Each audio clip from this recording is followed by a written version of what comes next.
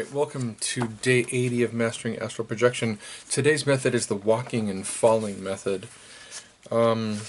So, when you're walking and falling, it's kind of like, they talk about tripping over things.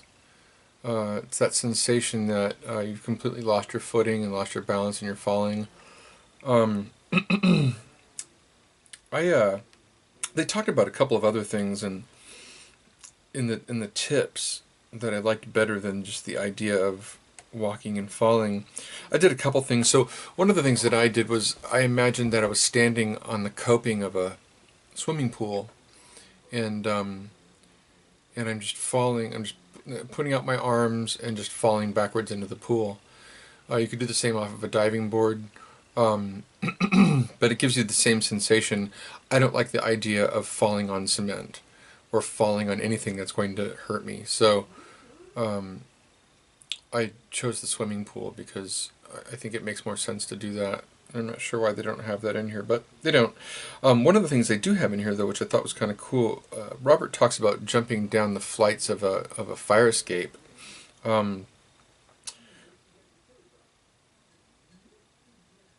What I did instead, actually, I imagined that I was, if you've ever been in one of those stairwells where the stairs go back and forth, I imagined that I was jumping down flights of stairs, so just completely skipping the stairs. So starting at the top of the stairs, then jumping all the way down to the base, and then turning the corner, jumping down to the next one. So I was constantly jumping down, and and I was landing with ease, so there was no falling per se, but you still get the sensation of downward motion, and ultimately that's what they're trying to get you into, is the sensation of downward motion, that you're falling. I've experimented with this too, like I was sinking through the table.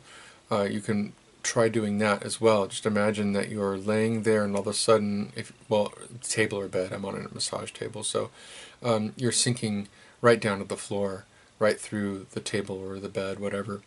You can experiment with that. I've been able to get pretty good sensations going with that as well. And Brian says you can even practice falling into your bed, so you get the sensation and you can bring that into your practice.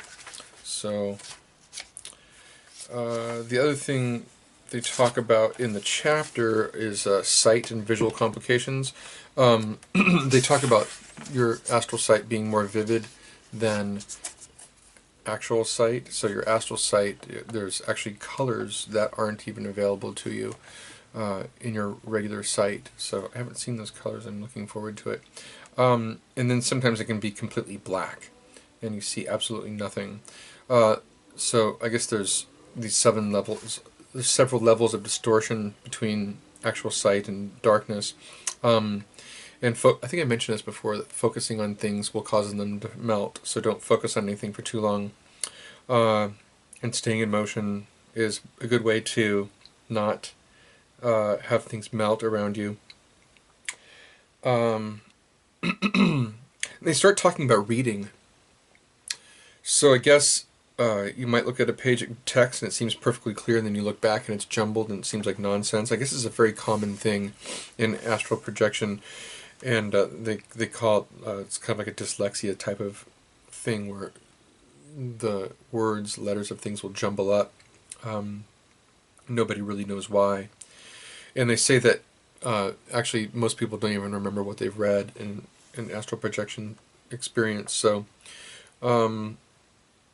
and then he said that the best way to read actually is like speed reading, so you're just doing like visual recognition of everything that's on the page, rather than reading word by word, and that actually works really well. So I guess it's really hard to read word by word when you're having an out-of-body experience, but if you just scan, you can absorb more content. So I think that might be all I'm going to get into today. Yeah, I think I'm going to stop there. So my experience today, nothing really out of the ordinary, actually. In fact, I cut it kind of short. I was having one of those moments today where I was like, this sucks. I can't do this you know, and I was feeling frustrated, so I stopped at like 40 minutes today. I was actually kind of in a hurry anyway. So, in fact, I may not see you for a couple of days because I got something else going on. So I'll get back to the practice as soon as I'm able to. Might have to wait till Sunday. We'll see. Anyway, talk to you later.